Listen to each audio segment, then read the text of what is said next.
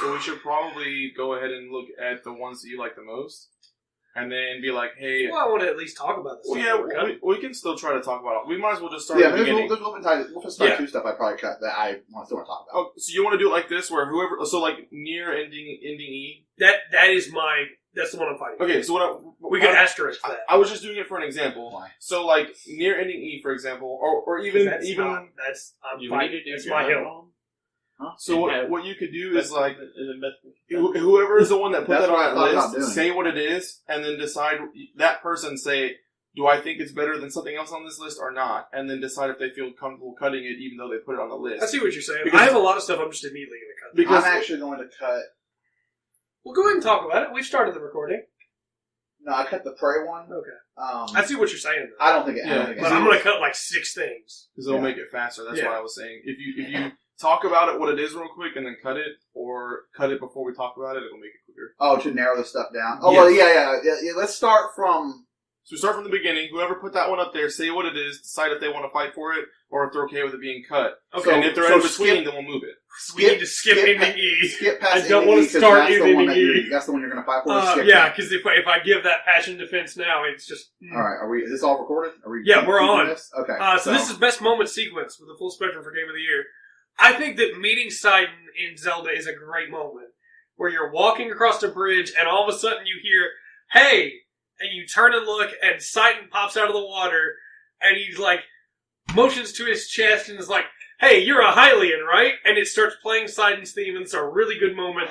I don't think it wins, even in the top 3. Are we cutting it? So go ahead and cut it. I think it's great. Anybody against cutting it? No, I'm not against cutting it. Chase, you want to take pancakes? No, what I was looking at is, what about in Breath of the Wild where they explain why Link doesn't talk? That is a really good moment. I didn't put that in here, but that is a really good moment. So in Breath of the Wild, you find Link's journal. And Link's journal has, like, from way back when, from 100 years ago before he got put in the catatonic sleep, it has his notes on how the reason he doesn't talk is because he's viewed as this hero, and he's afraid that if he opens his mouth, he'll let somebody down with the words that he says. That is... I know. That and it makes me want to cry. I know, it just makes me think about every other one. We could add that to this list. I think it's worth cutting, because it's not on the list already. Okay. That literally makes me have an entire new outlook on Link as a character. I know, right? Yeah. I almost hate that I haven't experienced this game now even more so. Like, I almost cried. Because when Trey told me that, I was like, that's such a good reason to have this part. Well, and retroactively, it makes you realize that's why all the other Links didn't talk to the best part, Patrick, of having a terrible memory, I will go to sleep tonight and I will forget everything about Breath of the Wild, and I'll be like, oh, me, son, this is pretty cool. Hey, Trey, when you did that, and Trey will be like, yeah, we talked about it. Yeah, I'm the same way. So next up, Persona. Pancakes. What's pancakes? Chase, do you feel like this moment needs to be on this list? I don't think it's better than Erasing. Okay. So, there's a reveal that, man, we're all spoilers. It's so good, though. It's so good. Spoilers. It's confirmed. So, you have to spoil it to tell us. Yeah, you're at a fair, you're at a school fair, and there's this dude, Akechi. You're actually at a... you're at the school fair. And Akechi shows up, and you have more... Yeah, he's the detective kid. He's trying to figure out what's going on with y'all's group, like what's happening. Cause he's researching the Phantom Thieves. Yeah. And Morgana is in your backpack and says something about pancakes. What does she say? Like, oh, I really want some pancakes. Yeah, I want to go eat some... What is this cake that you don't I want to go eat some cake. Yeah, and then Akechi comes around the corner and goes... Did someone say pancakes? Nobody can hear Morgana. Unless they've been in the metaverse before. Which, there has been someone in the metaverse killing people. Like assassinating the people that they go and and the reason the reveal hit so hard is that I didn't catch it. Yeah. Neither did Chase. Oh, because you're like, oh, that person hears them. So. Right. Yeah. The comment was, did somebody say pancakes? And I was like, oh, yeah, I mean, they were talking about cake, so sure, he just heard them talking about it. And then 90 hours later, you find out that Akechi has been killing people in the metaverse and is a traitor. And, yeah, and all spoilers. The Phantom Thieves found out, like, your character specifically found out. You think everybody's stupid, and, like, how could they figure this out? But they found out on their own at the pancakes moment. Yeah, that he was the guy. There's a thing called the Phantom Thieves? Yeah, that's the group. That's the name of your group. The Phantom, and you can name them whatever you want. We're not talking about best art direction. But it's a really good moment. I don't think is. it beats erasing. No, I think the erasing is better. So Off. we're excited. That sounds awesome. Yeah, it's really good. And y'all are selling me out for It's like a something, great moment. even with spoilers. Oh Yeah, man, sorry. Pascal. Oh, okay. I don't know this one. Oh man, this Are is a you good gonna moment fight for too. this one, or is it? No, if Nier gets a moment on this list, it's ending. Okay. That's how I'm thinking right now with Persona. So with Pascal, early on in the game, you meet S2B and 9S. You meet Pascal, who is a pacifist who lives in this village full of pacifist robots. And the whole point is that the androids and the robots have been at war with each other for hundreds of years. And Pascal is the only robot, and his whole village is like, hey, no, we don't want to fight you. We just want to exist. And Pascal is reading all kinds of philosophy and thinking about how even these philosophers were stupid because look where they are now, but look at here where we are. Over the course of the game, you come back to Pascal and interact with him over and over and over again. And eventually, the town gets attacked by this virus that infects the machines and makes them start eating each other. Okay. And so you get back to the town, and Pascal is like, you gotta help me. We gotta save the children. If we don't do anything else, we have to save the children. And so you start saving the kids, and you and Pascal escape to this abandoned factory with all the kids. And Pascal is like, it's gonna be okay, kids. It's gonna be fine. Just stay in here. A2 and I are gonna go defend you. Pascal is a pacifist. He's never picked up a weapon before. And you walk outside, and Pascal goes and hacks an Inglesbot and goes and fights to protect these kids. And I'm getting because Pascal throws away his philosophy on life to defend these children. Oh, okay. And you win the fight and come back inside, and all the kid robots have killed themselves. Because Pascal taught them to fear. And they were so afraid of what would happen if some of those machines got in that would eat them, that they killed themselves. And Pascal turns to A2 and says, kill me. Kill me, because I can't live like this. I can't live knowing that I taught them to fear to protect them, and that teaching killed them. And you have three choices. You can kill Pascal, you can hack Pascal, and erase the memories, or you can walk away. And right before you go to swing, Pascal says, can you just take this pain away from me? And so I hacked it. I destroyed those memories. Using the hacking minigame, went through and systematically killed every single one of the memories of the children. Of the village, of everything. Went back to the village later, and Pascal's there. And he's all happy because he doesn't remember any of it. And he says, hey, A2, I opened up a shop. Do you want to buy some of my stuff? And he sells you the cores from the kids. Because he doesn't know what they are. So are we cutting it or not? I mean, I'd be fine with it staying on this list for a little while. Let's keep it on the list. No, that's just wow. That's pretty intense. That's Yup. Nier, though. That's Nier. Like, I played Nier, the first Nier, That's Yoko and it was like that through all of it. So, Chase, do you want to take Igor? I took Pancakes. You take Igor. Okay, I'll take Igor. So, when you first get into the Velvet Room in Persona 5, Igor has a different voice. It's much deeper. So he's been in Persona. He was in Persona 4. He's been in since Persona 1. Okay, yeah. So he's been And he's in had the it. same I voice remember. actor Yeah, the entire time. yeah. Every game, and you run into him, and he has a different voice now. And I was like, oh, this is the worst. What did they change Yeah, I was his like, voice why for? did they change the voice actor? Well, turns out it's not Igor. It's somebody pretending to be Igor. It's the final boss of the game pretending to be Igor. Oh wow, I don't Yeah. think I might forget that one. And it's all spoilers. I'm Crap. sorry. Yeah. I didn't have enough time. And for it. you fight him, and he escapes, and then real Igor breaks out and has his old voice. Yeah, has his original voice again. And is like, Trickster, you have to get together with your friends to go and stop Yaldabaoth. And it's I don't think it like stays with everything else, but it's such a good reveal. That sounds awesome. It's really good, because, like, same thing, I was like, man, where's the original voice actor? And then they pull that fast one on you, and I'm just like... Is it... I don't think it hangs. I don't think it's over erasing. Yeah. Crazy thing is, we haven't even gotten to Wolfenstein 2. Nope. Well... So this next one means a whole lot to me, too. And this is my moment of the year, even over Ending E. But I'm not going to fight for it on this list. It'll be my personal one. in Legend of Zelda Breath of the Wild, you come across the Hylian Bridge. Oh, I remember telling this story. And I think it's called the Hilden Bridge in this game. And as you're crossing the bridge, there's this group of monsters on the other side, and there's this guy on the bridge named Brigo. And he's like, "Hey, I'm Brigo, I'm the bridge guard, how's it going?" I was like, "Oh, that's cool, a little bridge guard, why not?" He's the first person you meet on your journey, if you go straight to where you're supposed to go. And he's hanging on this bridge, and he's talking about how much he hates his job, and he's just, hanging out on this bridge all day, and nobody ever comes to talk to him, because nobody goes that way anymore. About how bad the food is, and about how annoying the monster attacks are. And I was like, I'll help this guy out. I'll go take out that thing of monsters. So I climb up on the side of the bridge and pull out my bow with the intention to kill those monsters. And Brie goes, whoa, wait, man, what are you doing? He goes, don't do it. Just don't do it. What do you want me to do? I'll do anything. I'm here for you, just don't do it. Yeah. Because I climbed on the side of the bridge, and Brigo thought I was about to jump. And so then I get down, and he's like, "Hey, man, it's okay. You have no idea how many people I've seen do that." Oh, let's roll dark for Zelda. And it hits me that he's been guarding this bridge in a Hyrule that is ruled by Ganon. How many people have come to his bridge just to kill themselves in front of him? Dang, that's pretty good. It hit me hard. When you told me that, I was like, that was why I wanted to play Zelda originally. And now that you told me the whole thing about Link, his journal, it's different. This Zelda game is good with characters. Yeah.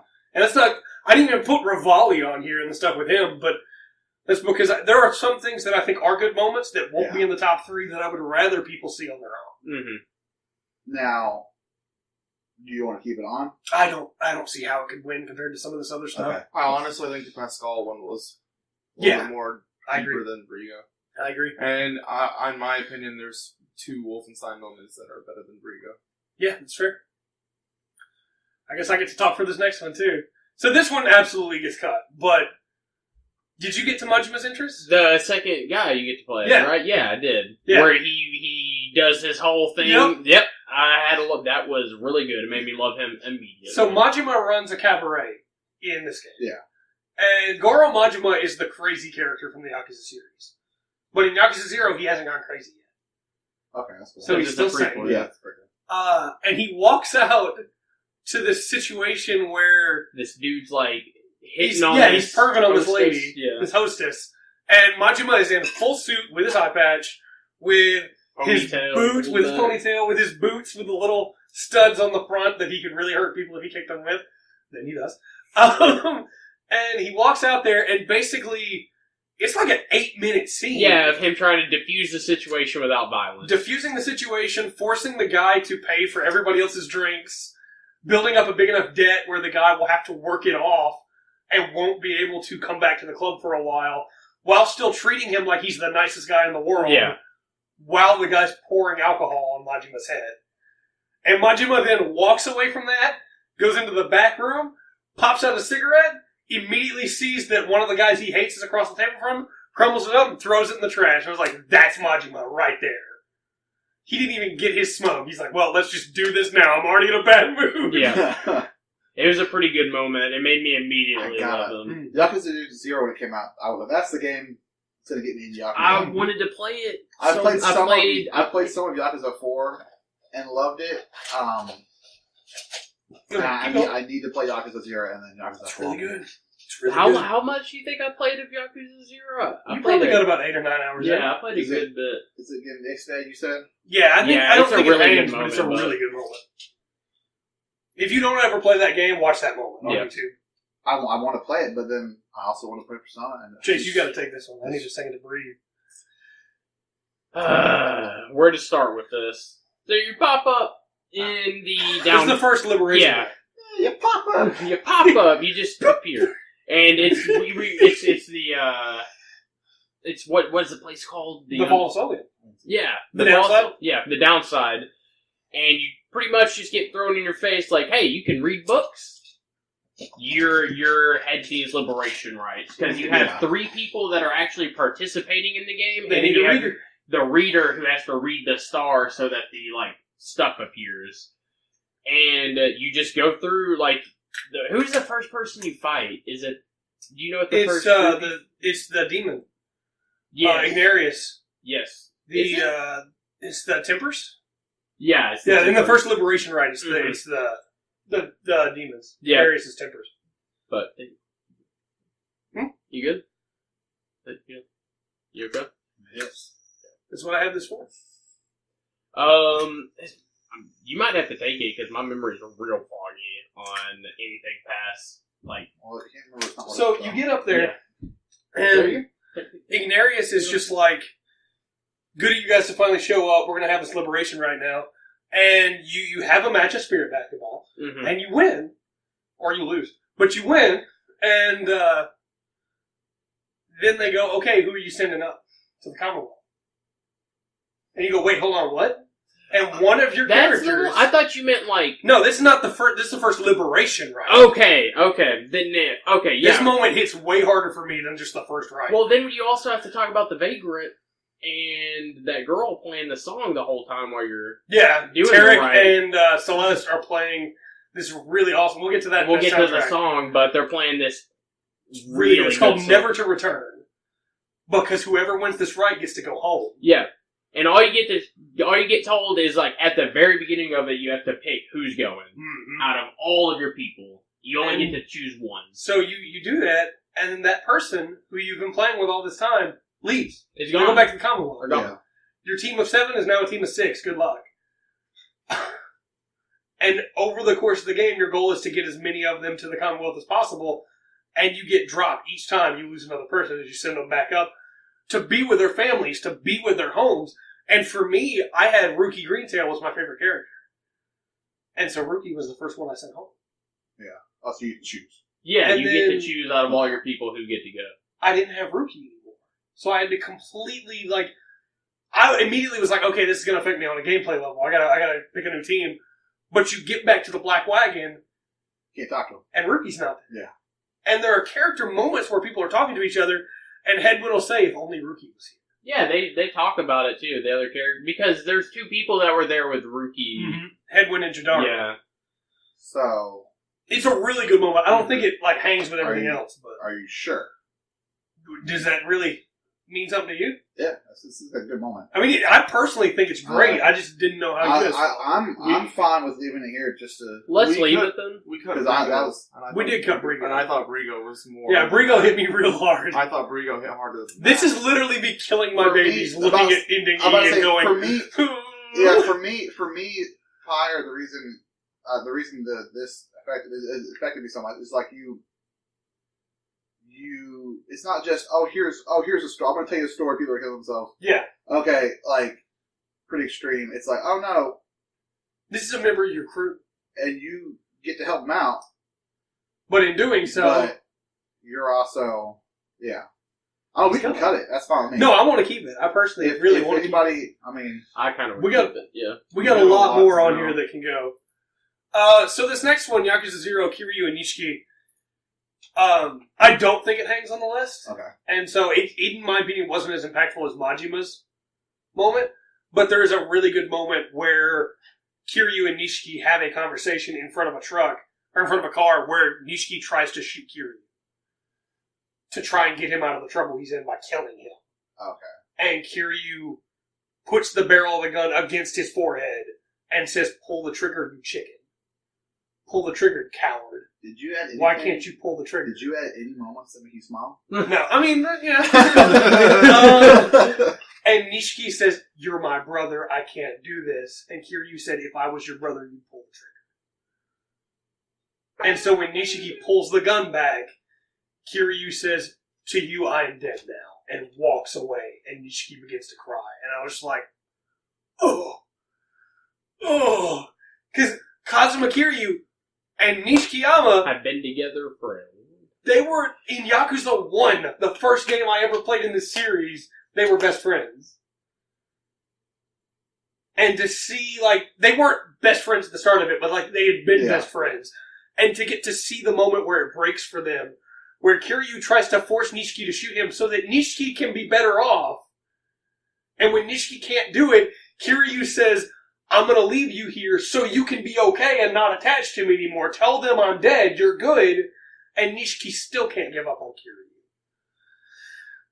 I think it can go, but there's a lot of better moments on this list, in my opinion, but it's a really good character moment. It sounded like a really good character. Alright, let's get this So, over with. the next two of these absolutely can go. I don't think they're as good as a lot of these other ones, but I have to talk about them. What are they here for? So, I called it Chekhov's 9 What is... because... Hold on, I just wanted to see that. What is... Super Robot Wars? Oh, okay, hold on. I just wanted to make sure this was... Yeah, no, I see it. Because the entire game, 9 is a android that works along with Soji Murakumo, the main character, if you chose the right main character. He works along with her and helps pilot the Vangray with him. And throughout the entire game, she wants to understand what love is. And it's just this little side thing where she's asking, what does love mean to you, Judo Ashta? And it's like, why does she care so much about love? What's it matter? And it turns out the reason she cares so much about love is that she's a part of this much bigger machine. And she didn't even realize it. And the thing she was supposed to be analyzing was love. And because she couldn't figure it out, this much bigger machine that is the final boss doesn't understand love, and so thinks humanity needs to be destroyed and can't figure it out. And so one by one, as you attack the final boss, the reason you have an opening past her shields to attack is because 9 is talking about what love means to that person. Yeah.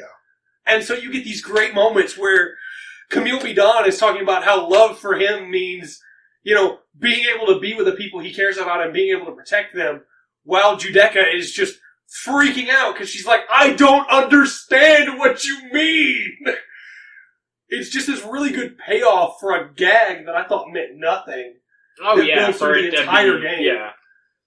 Because I remember the final weakness for the final boss. Yeah, I remember walking in and seeing 9 talk about it, and I was like... Yeah, because she asked everybody. Yeah. To the point where, Ryoma Nagare, the one man in all of Mega Anime that has never loved anything in his life other than the one time he thought he loved Michiru before stuff happened, and all he loves is violence, when she asks him, what does love mean to you, Ryoma Nagare, when, Judeka's losing her mind and freaking out, and he says, to me, I love the world. And she's like, you don't act like you do. And he says, what do I have to act like I love the world? I love the place I come from. It's like, it's my home, and I'm not about to let you mess it up. Oh, yeah! It's like, oh my gosh! So yeah, it can go, but it's really good. I like 9 throughout all of the Super Robot Wars. Yeah, she was such a good new character. If we had a category for best new character, she would have been. I thought we would have. So yeah, we can cut Chekhov's 9. That was all just for that one? Yeah. We're 23 minutes in, we're just talking about the thing. That's what I was saying, we might want to cut stuff early.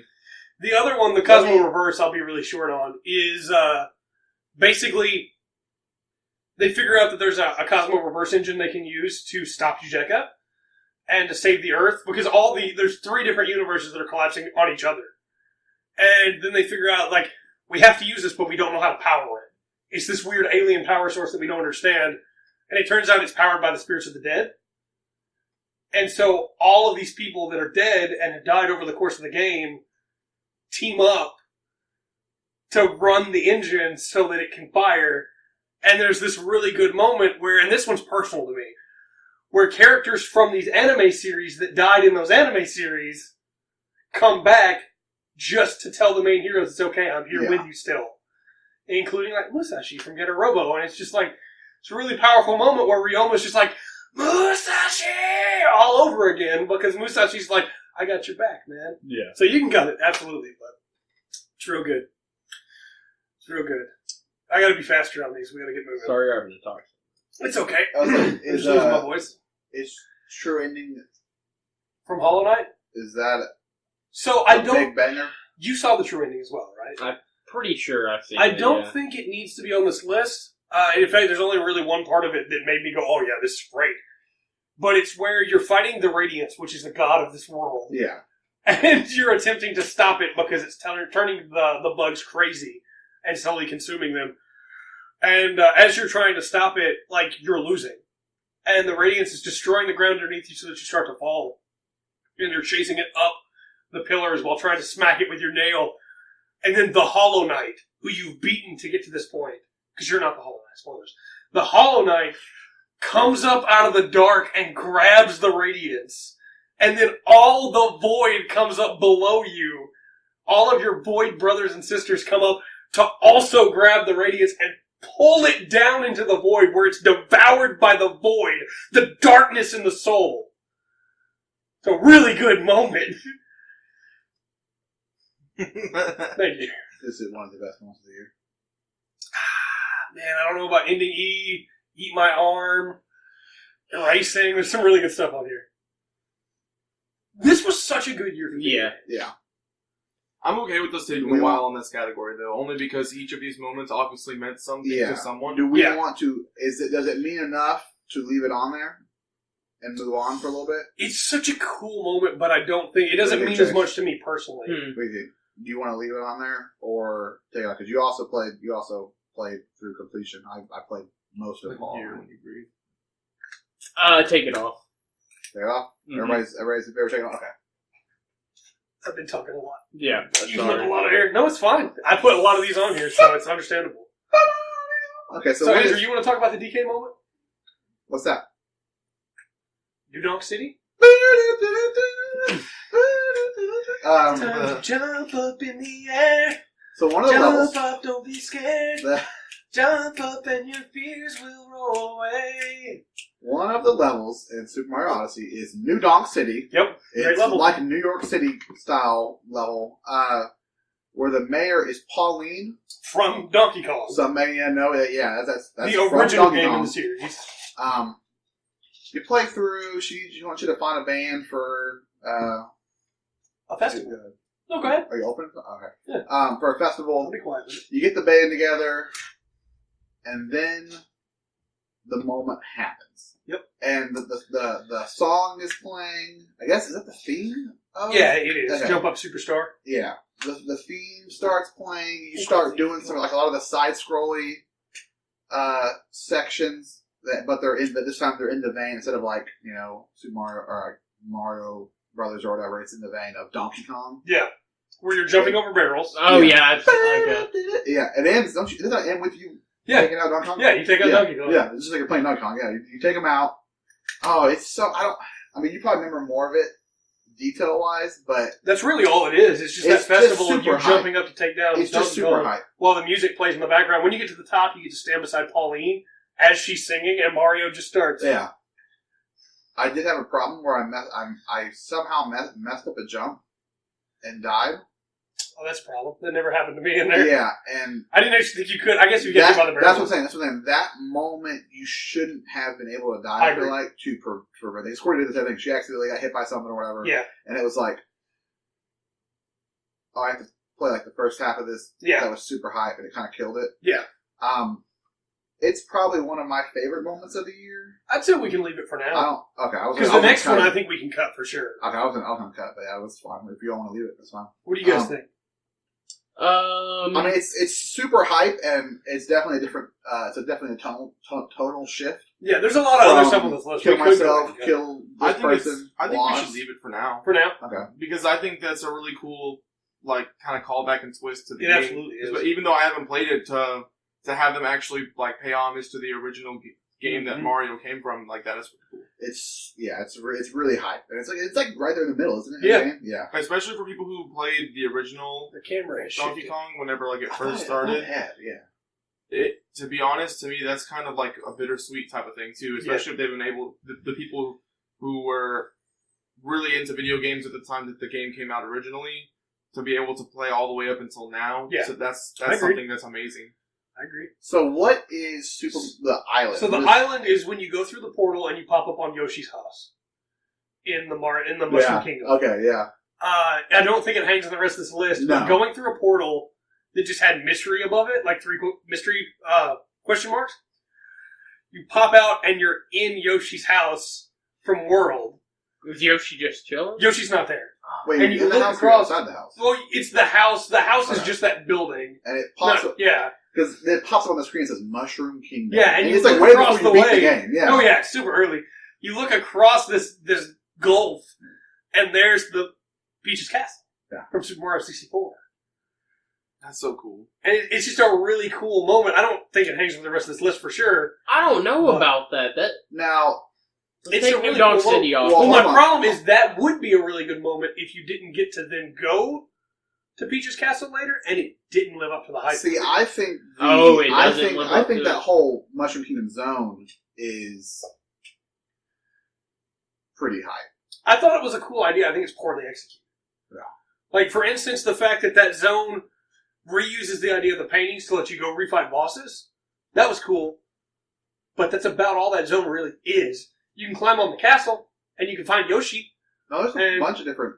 Then you can, like, play around in a race down there, and you can get on a moped. You know, the level's bigger. Now that I think about it, the level's bigger. There's a bunch of stuff you can do. There's a bunch of not moons anymore. Yeah, now they're stars. When the stars... Which is a nice touch. Huh? I think that's a really nice touch when they become stars. You can get the Super Mario 64 outfit. You can. My biggest issue is, actually, it just hit me. You go into the castle and there's nothing really there. Yeah. That's because I was wanting to go through those doors and see the stuff.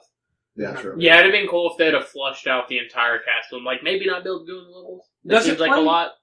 Yeah, no, I agree. Don't have the levels playable, but have the be able to, paintings. be able to go to the painting. Does it play the old 64 music? I don't think it does. I don't know. What do y'all think? What do y'all think? Take it off. That's what I was thinking. Yeah, I'd say cut it. Yeah. Because now that I know you can't explore the entire castle, or unless on board. No, you can't. So these next two, wow, man, I'm gonna be talking for a while here. Yep. These next two are from you Tales of want me Berseria. to talk for a little bit? About Tales of Berseria? No, you want me to skip ahead and talk a little bit, give you a break? I mean, I just had a break. I can take it. Okay. So in Tales of Berseria, Kurogane is this blacksmith that you meet, and his whole goal is to make a sword that can beat Stormhowl. Oh, you're talking about this. And he becomes a demon because he refuses to give up on this goal, even to the point of death, and becomes a demon with full intent on just making a sword that can beat Stormhowl. And Stormhowl was a sword being made by another blacksmith of his time. Turns out that sword was made like 500 years ago. Yeah. And Kurogane has just been chilling as a demon, making swords constantly, trying to make one that can beat it. So you meet him, and Rokuro is your swordsman. And he wants to use a sword to beat Stormhowl as well, because his brother has Stormhowl. He wants to kill his brother. And been there. You have this moment where they're working together, and Kurogane goes, "I will make you a sword that could beat Stormhowl." Rokuro goes, "Okay, where do we need to go get the metal?" And he's like, "I want to make the hardest blade that's ever been made." And Rokuro's like, "Okay, where do we go to get the metal?" And he says, "You won't find it anywhere soon." Takes his head off and says, "I will make it out of this." And creates a sword using his own head and rolls the rest of the game without a head to try and make a sword hard enough to beat Stormhowl. It doesn't work. It breaks. And so then he's like, "Oh man, like, what am I gonna do?" What's the moment? I'm getting there. Rokuro's like, "What am I gonna do?" We're talking about the moment. I'm getting there. You're giving me the whole game. And no, this is definitely not the whole game. And you get to the end of Kurogane's like quest line, and he's like, "Rokuro, I'm going to forge myself, all that I am, into this next sword." And Rokuro's like, "Okay, but you and I become friends over this time, that's going to consume you." And Kurogane says, "It doesn't matter what happens to me. I just want you to beat Stormhowl." And so they share one final drink, and then Kurogane walks into a shrine and turns himself into a sword. And Rokuro brings the sword back, and Dial and Kamawano and everybody else of the side characters is like, "Where's Kurogane?" Of course, yeah. And Rokuro goes, "He's gone for a little while. But don't worry. His dreams carry on in me." I can only hope that sword doesn't work either. Oh, no, it works. But I know It the JRPG stereotype. I know it works. So. I'm not saying it needs to be on this didn't. list, but I wish that would have been cool. it's a really good moment. Take it off. Can I take it off? Yeah, take it The off. head thing was more like him taking his head off to forge it into a sword. I think was more hype. I think you guys don't understand that this is over the course of like a 100-hour RPG of spending time with these characters and Kurogane interacting with Rokuro and Kamawano and everything. Character schmer. It makes that moment mean so much Who more. cares about the story? I want the moment. This moment, I though. want fire axe. Eat my arm. I don't need it. Just leave me the other one. There you go. This is the moment from Berseria.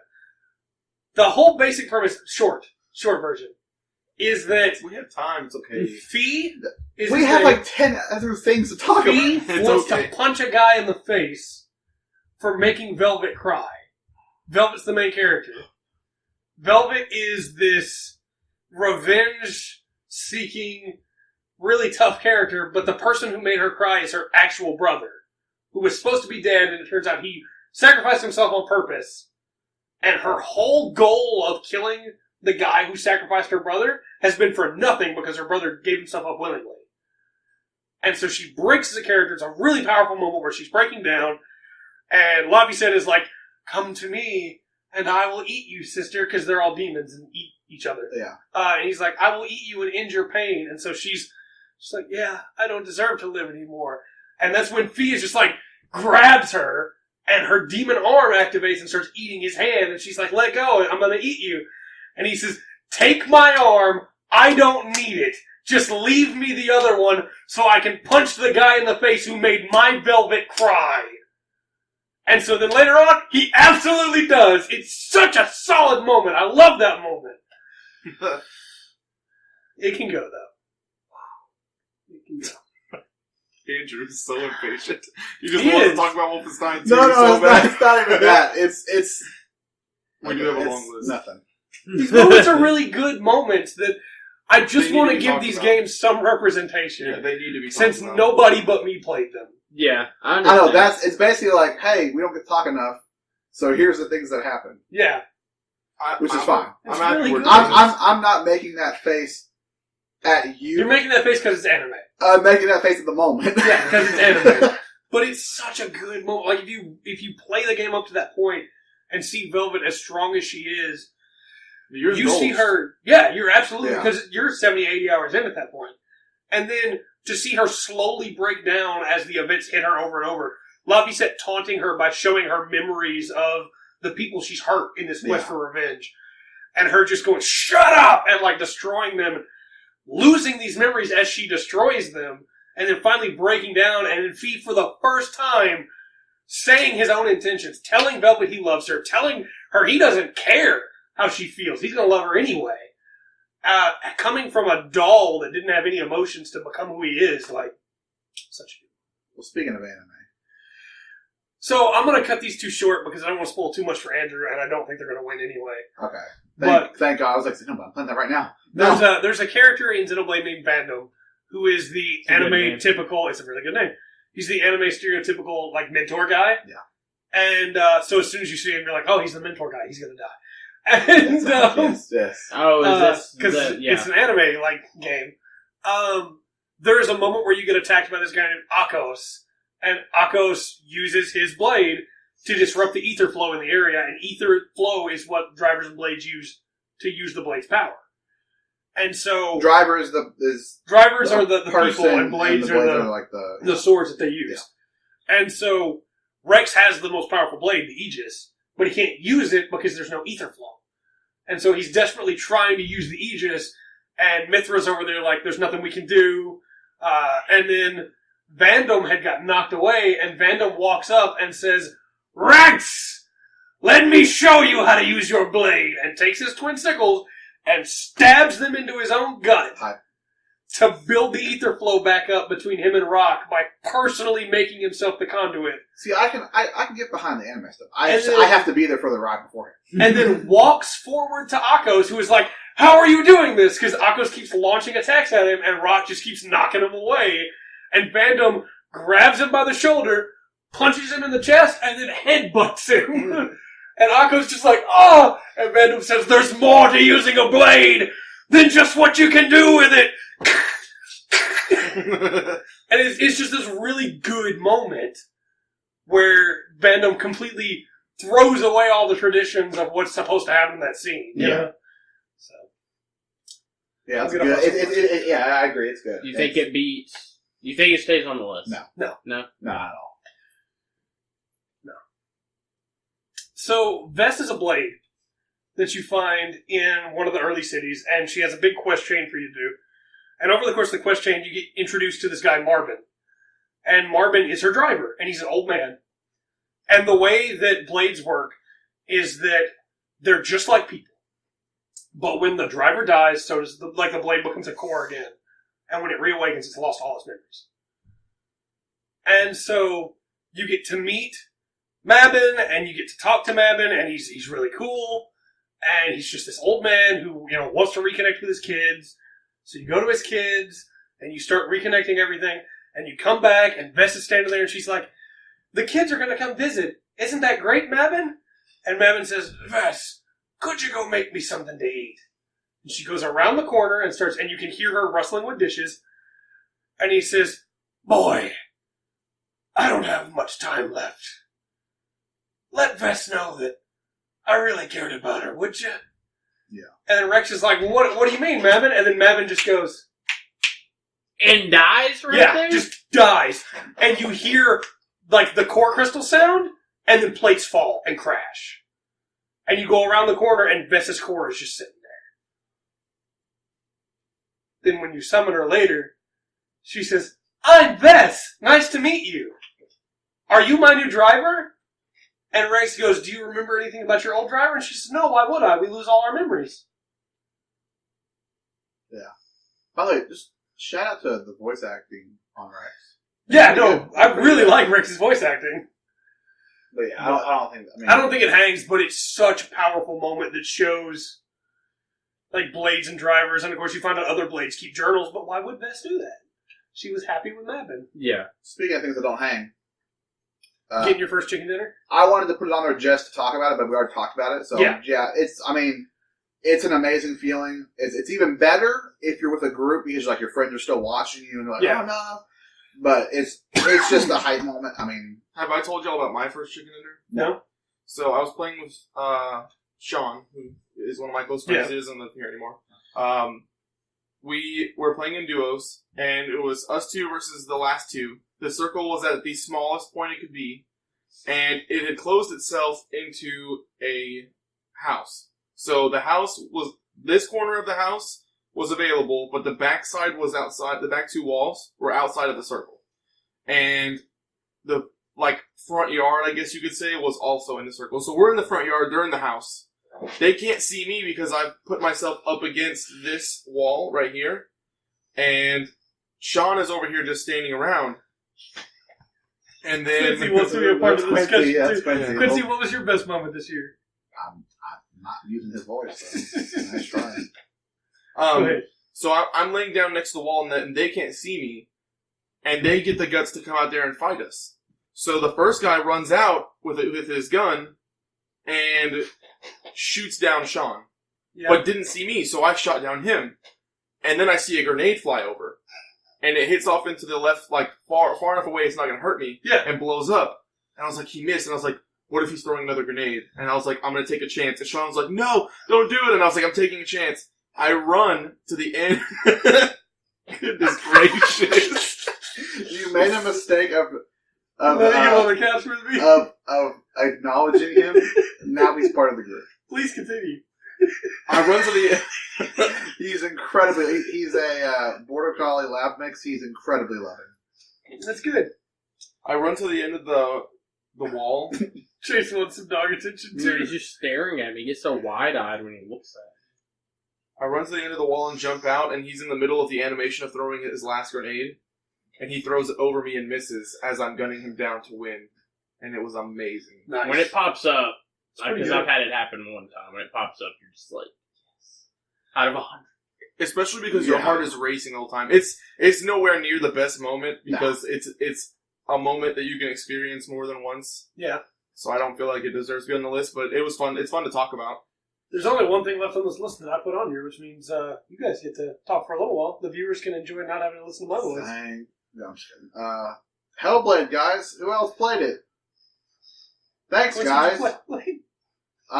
So I remember when it came out. I know what this is, though. Have you seen it? I've seen it, yeah. You've seen the fight with Fenrir? Why are you so popular with dogs? Quincy's popular, everybody. Quincy, what do you Jeff's think? Dog, Princess Leia, was all over him, too. Speaking of dogs. So I remember on the podcast, after I beat the game, I talked about this moment. Yeah. And how it almost broke me. Because the whole game, I mean, you're hearing voice, especially with the headline, you're hearing voice and everything. You get to a part where you know there's a beast out there, and you have to getting to the boss fight is terrifying because you're in the dark. You have to kind of go by. You have to kind of find your way around limited amount of time with light, and if you're in the dark, Fenrir will kill you. Okay. He will come by and kill you, and there's times where you have to run through the darkness, and you hear him. You hear him closing in on you, but you don't know from where. You have to go from point A to point B, light to light, and it's terrifying. Did you ever get snatched by him in the middle of the darkness? It's incredibly terrifying. I almost quit playing it, but I knew if I quit now, I won't come back because I'm too scared. Yeah.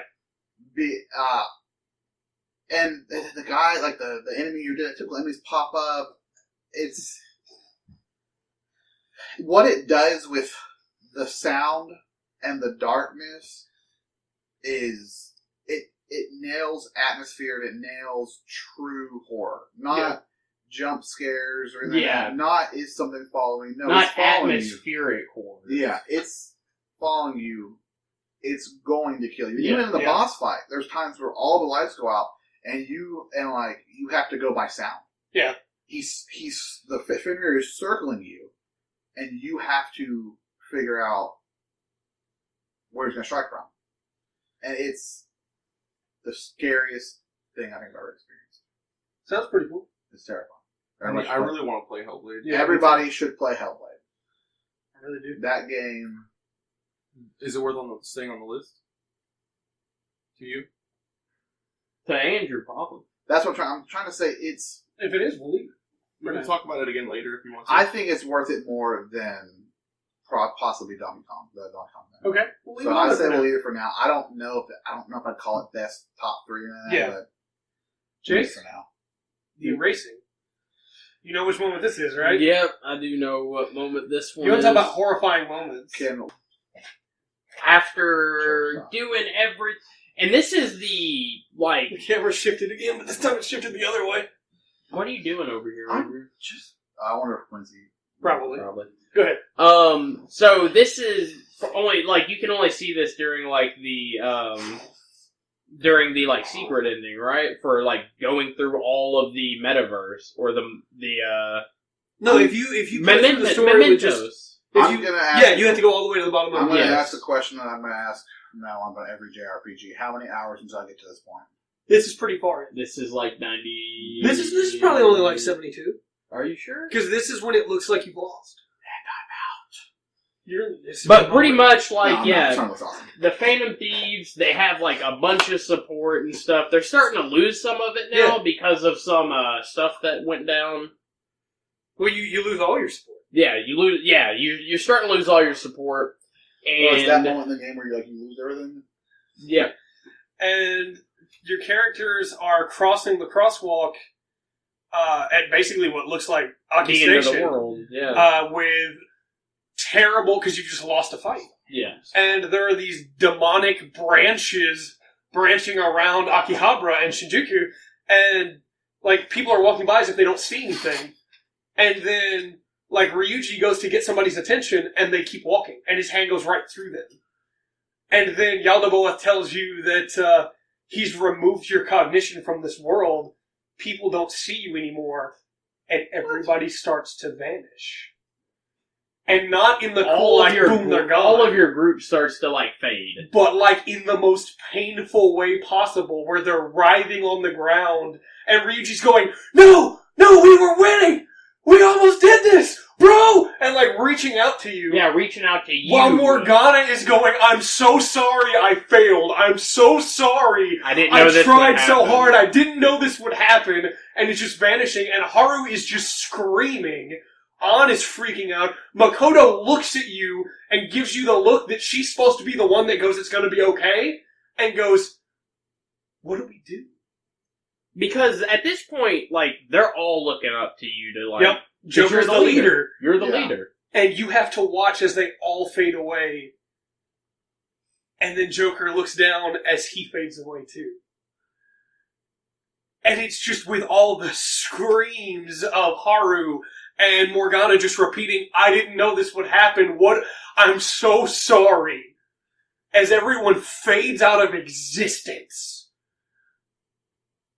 Oh, it has to be on the list. Such a good moment. Pretty intense. Has to be on the list. Such a good moment. I'm not really getting a lot. I feel like y'all didn't tell me enough about this moment. See, a minute ago, when I was giving you backstory for moments, you told me that I was giving too much backstory. But we could have went. But no, that's what I'm saying. But it's still. Oh, let's go back. So about 20 hours. No, that's what I was gonna say. But it still sounds like it's talking about evil, right? It's a horrifying moment because I thought I'd done something wrong. Yeah, same here. I thought I messed up and I got a bad end. Yeah, I got a bad end, and this is the cause of it. And wait, hold on. Can you waste 70 hours of this game? You can bad end. Yeah. Where it just that sounds depressing. Yeah, that kid. No, never mind. That's changed my perspective. You have to make the wrong choice to bad end. Yeah. Choices aren't wrong. But then again, no, that's a wrong choice. But it's sell out your friends. It's very hidden too. It's not just like, oh yeah, sell your friends out. It's like, hey, I'm trying to help your friends. Yeah. Let me help you out. So it's a really good moment. It sounds good. Without the extra I want to know more. I want to play the game. How you get to that point? Yeah. Then and Yusuke, and what happens afterwards? Yusuke just going. Well, dude, such a good moment. Before we jump in, we still have a little more before Wolfenstein. Yeah, I was going to ask if you want to hit any before we talk about Wolfenstein 2. Yeah, we do have one more moment to talk about in Odyssey. Huh? I actually don't like this moment. You put this moment on here, didn't you, for Odyssey? Yusuke? Yeah. I don't like this moment. You don't like it at all? No.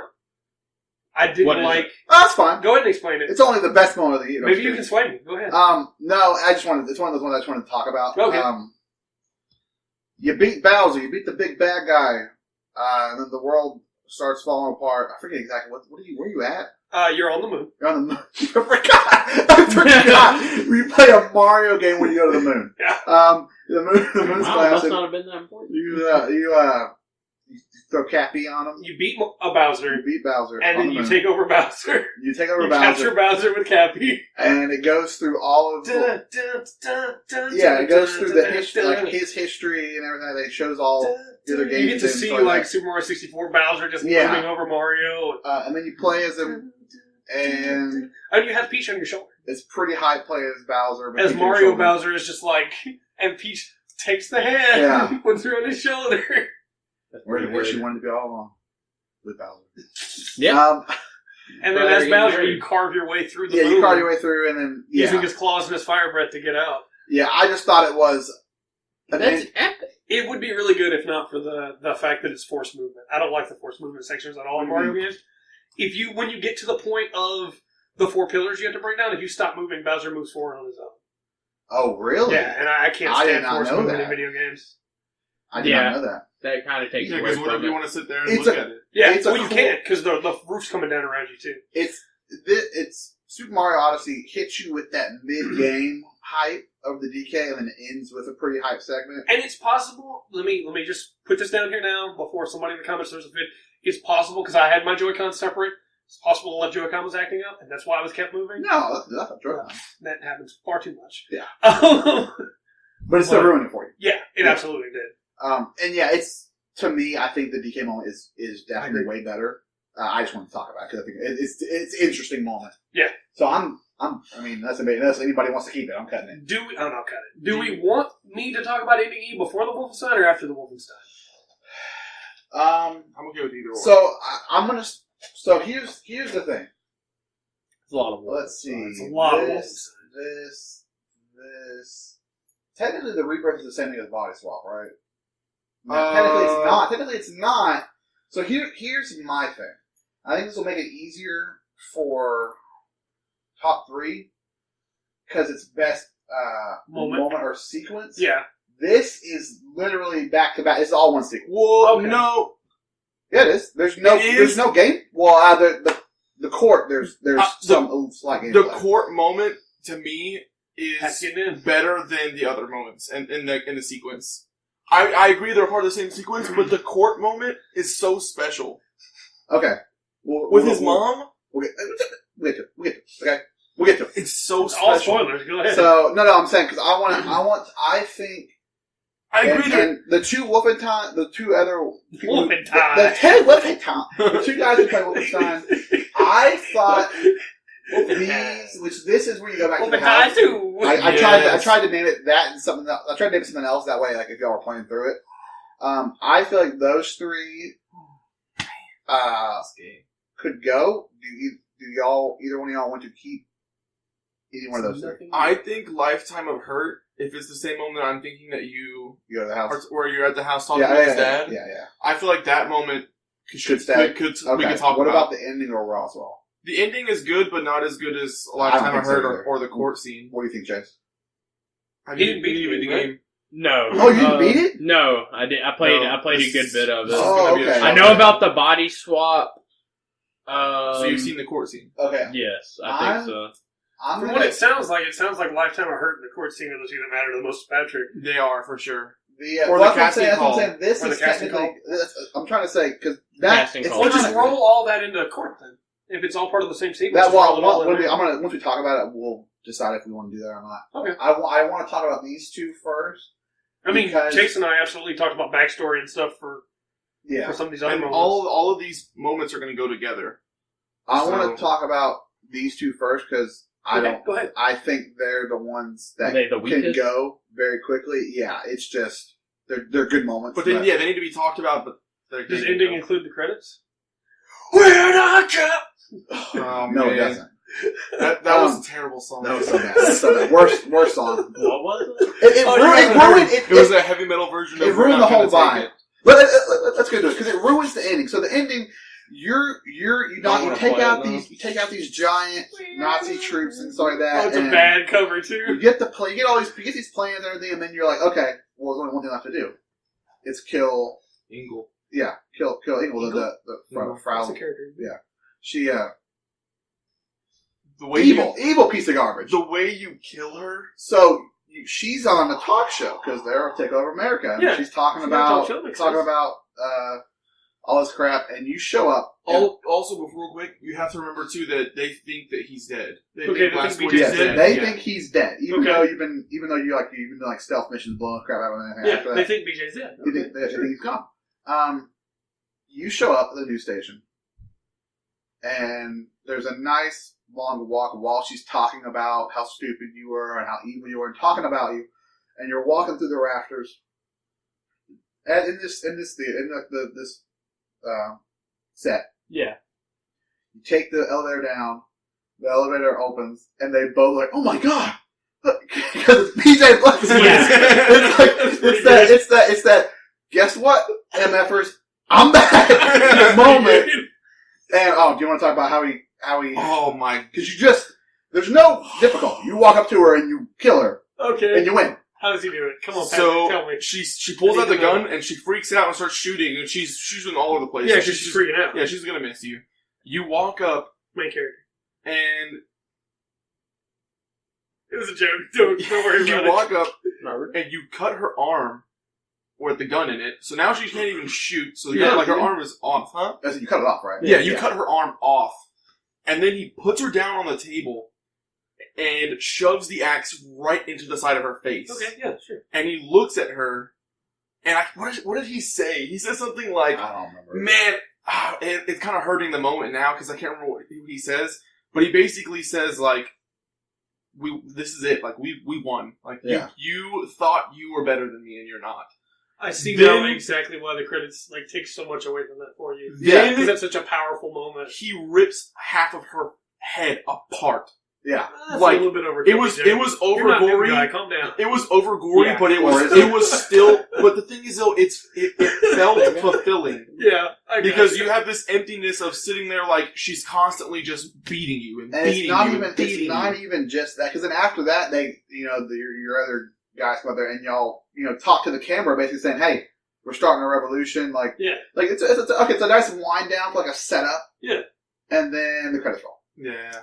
It hurt. We're not gonna take it! God. That hurt. So bad. They killed it. They didn't kill it. I think the ending definitely loses some points for me. But what do you think, Pat? I didn't think it was as good as the rest of it. No, it didn't kill it completely because the ending itself was still good. But the moment I heard that, I hit escape twice and closed it because I was like, I'm not listening to this. So cut it. You think? Yeah. Okay. Unlike with most games that end with like great music. Really good. God, I don't know why.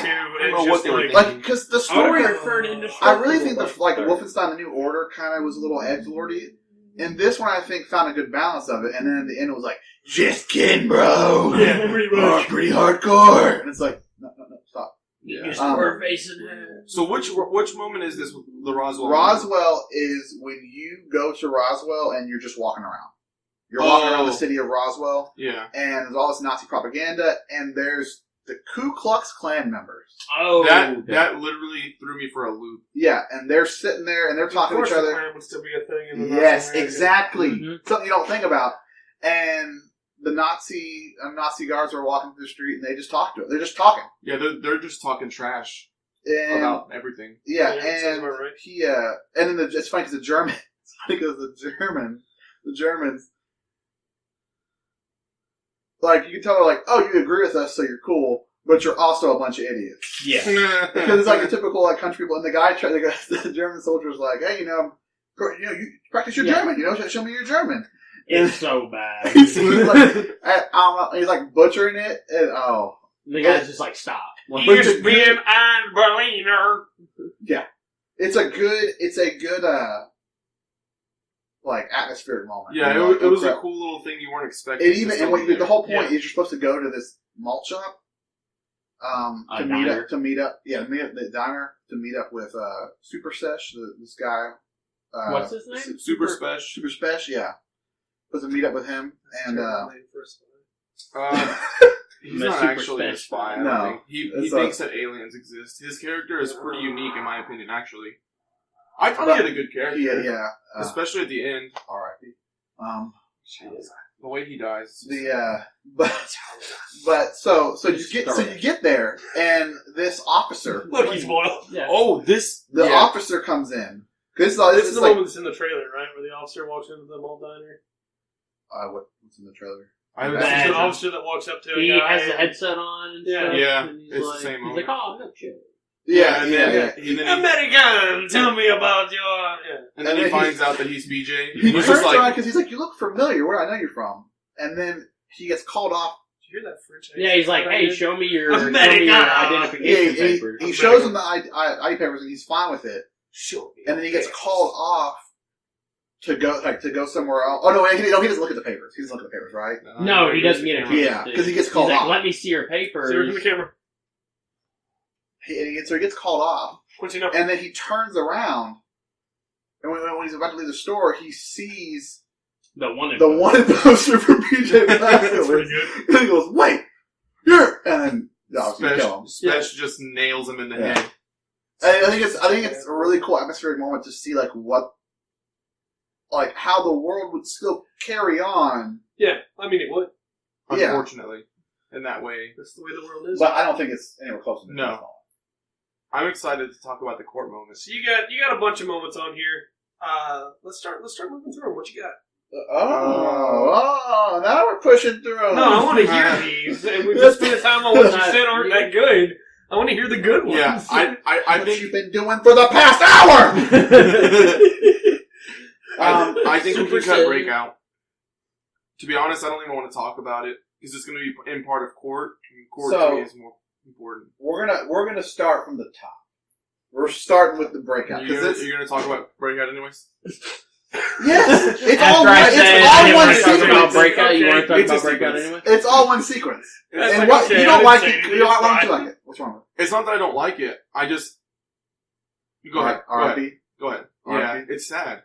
Go ahead. So, how do you get caught? Right. So what happens is that's moment of the year. How did it start again? Well, I'm trying to involve Patrick so I don't just talk for 45 minutes. That's what I did.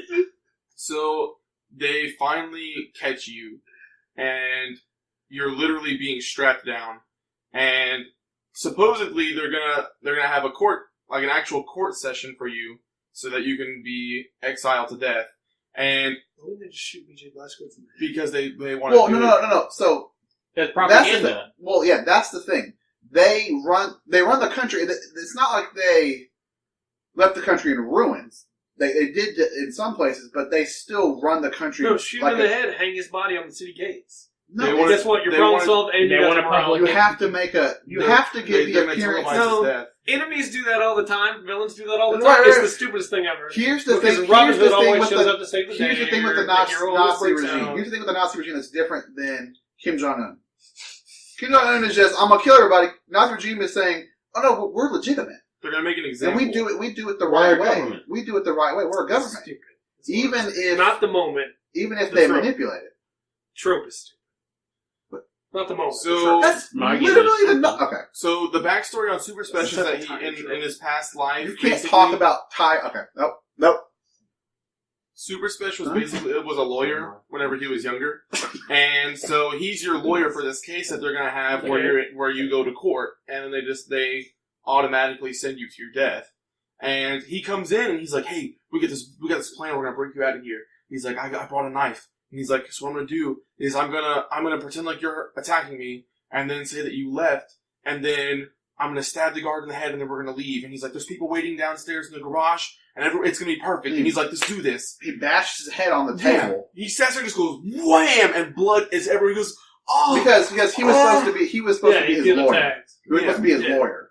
So he rolls you to the side because you're strapped to this like board basically that has wheels. Yeah. And he hides you over there. He's like, "Help! Help!" And he opens the door and the guard comes out and he's just like, "He ran that way," and he's got the knife behind his back and he's like, he attacked me. He's like, "You gotta go," and he was getting ready to stab him, and then Ingle comes in and shoots him.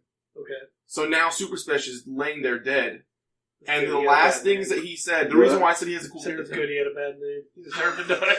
The reason why his character was cool is because like they still made Tales of Hysteria.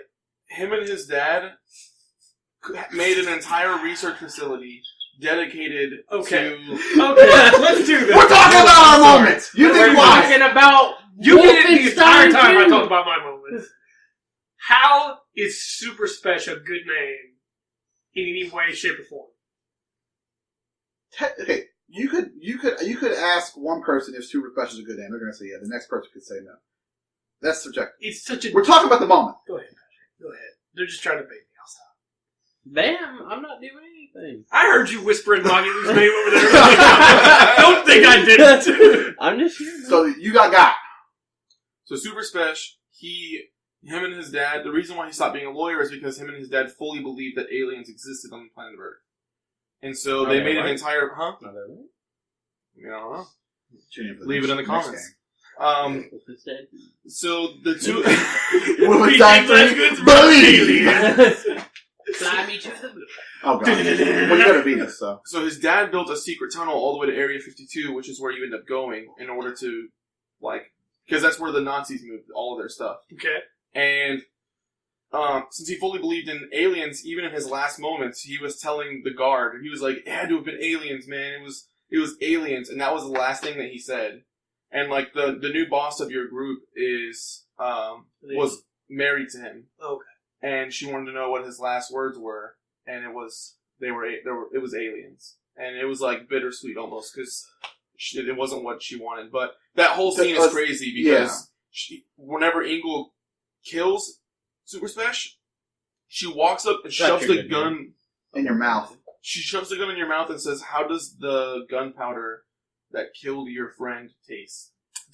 And literally just stares into your eyes. She's like that. And then she goes, "Now I'm going to go kill your friends and join in on the fun." Yeah, and just you can hear a firefight happen down what sounds like to be the garage or whatever. Yeah.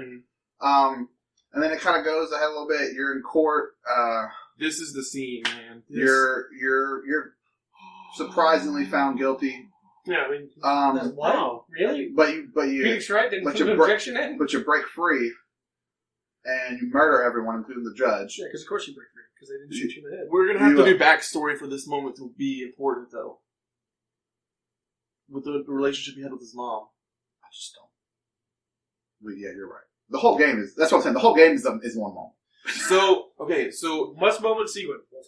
I mean, we could do that. I'm not going to say no. It really It's almost. It sounds like that's what the game made. Because so hold on. You're shooting because you're shooting guys because Trey thinks you're in court right now.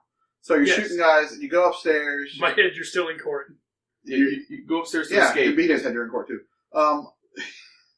It's a dream. Yeah. You go to, but it's super high because you're like, I'm going free. Sequences in games. Well, yeah, it's short. It's because I'm with you. We're like, I wasted my time. Yeah. It's short enough that it's like, you get the hype moment. I'm killing guys. I'm free. And then you're like, I'm still BJ. It's getting real. Okay. Yeah. And then you walk up these stairs and your mom is standing there and he goes, Mom? And she like holds him and talks to him. And then he's like, I miss you. And she's like, there's still at least one more thing you have to go through before we can be together. And then he wakes up and he's back at the beginning of the entire court scene.